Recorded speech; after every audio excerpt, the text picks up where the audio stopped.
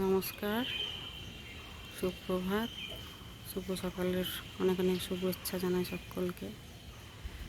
চলে এসেছি আমার ছাদ বাগানে। রাতে প্রচুর বৃষ্টি হয়েছে আর সকালবেলাতেও মেঘলা ওয়েদার। আর বৃষ্টির জল ড্রাগন গাছের পক্ষে খুবই উপকারী। যে আমার ড্রাগন গাছ যে কয়েকটা আগের থেকে ছিল, আর এই যে বৃষ্টির জল পেয়ে নতুন নতুন করে আসা শুরু হয়েছে। এই দেখুন কি সুন্দর, এখানে উঠে এসেছে। এই ডালটা দেখুন কি সুন্দর, প্রত্যেকটা কাঁটায় কাঁটায় একদম কুড়িতে ভর্তি। দেখা যাক কয়টা টেকে। একটা ডালে এতগুলো ফল থাকে না। আগের বছর এসেছিল, হলুদ হয়ে ঝরে গিয়েছিল, তবে এবছর দেখি কয়টা থাকছে। কুড়িগুলো দেখতে খুবই সুন্দর লাগছে। কেবল কাঁটার মুখ থেকে বের হয়েছে, সাথে পিঁপড়েরাও চলে এসেছে মধু খাওয়ার জন্য। ফুলের মুড়ি অবস্থা থেকে খেতে শুরু করে ওরা। এই যে দেখুন এই কুঁড়িটা কত পিঁপড়ে, প্রাকৃতিকভাবে। অনেকে বলেন হলুদ জল দিলে পরে পিঁপড়ে চলে যায়, কিন্তু এরা যায় না সহজে। যাই হোক, সব কিছুই থাক আমার বাগানে, তবে অনেক সময় নষ্ট করে ফেলবে। এই যে একটা ফল পিঁপড়েতে খেয়ে খেয়ে নষ্ট করছে। এই যে ড্রাগন গাছ, বৃষ্টির জল এদের পক্ষে খুবই ভালো। বৃষ্টির জল হলেই নতুন নতুন কুড়ি আসে, আর বৃষ্টির জলে সমস্ত ফুল গাছগুলি আমার সতেজ হয়ে গেছে। এই যে প্রচুর বোগানভিলিয়া ফুটেছে, এদিকে জবা ফুটেছে। দেখুন নয়নতারা ফুটেছে।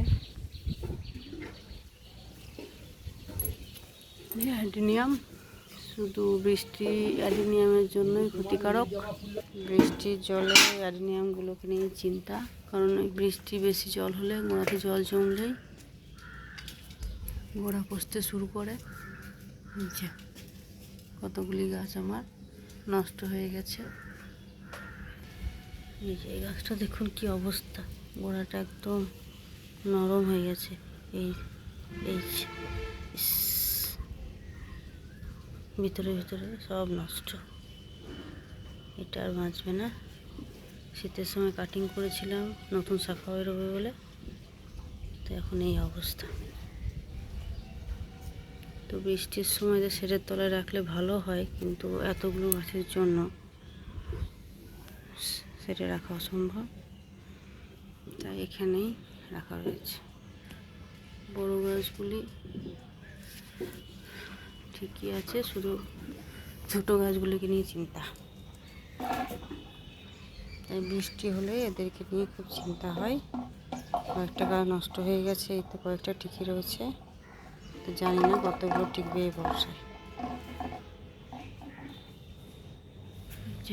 এই বড় দুটো গাছে খুব সুন্দর ফুল ফুটেছে, একটা হালকা গোলাপি, একটা গাঢ় গোলাপি।